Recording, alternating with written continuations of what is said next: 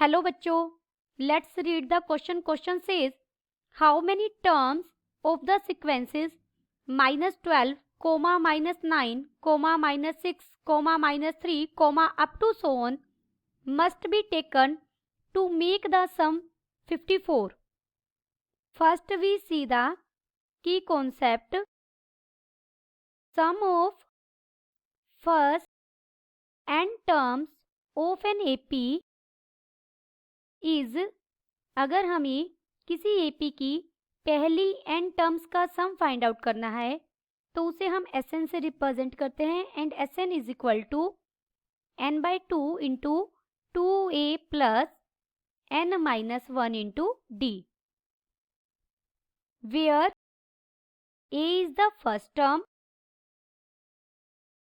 And d is the common difference.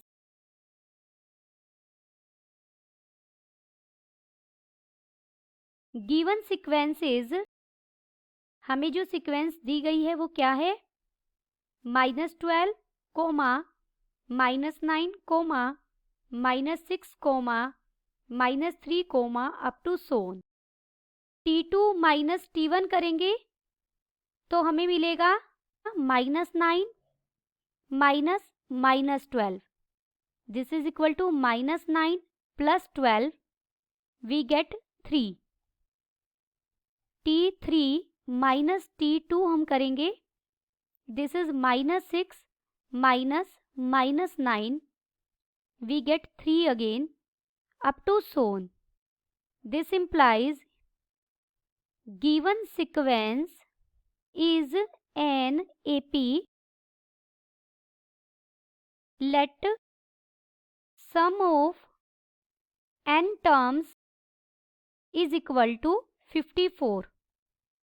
That is, Sn हमने कितना लिया? 54. We have, यहाँ a फर्स्ट टर्म हमारी क्या है? -12. d is the common difference is 3. Therefore Sn क्या हो जाएगा?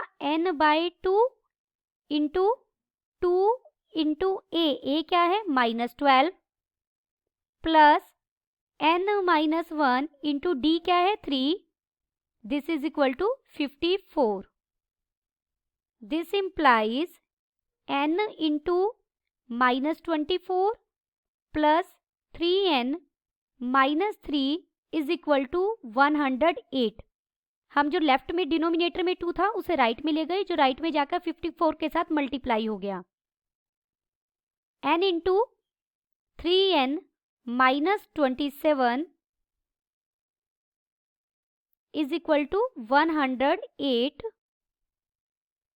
This implies 3 अगर हम कॉमन निकालें, 3n into n-9 is equal to 108.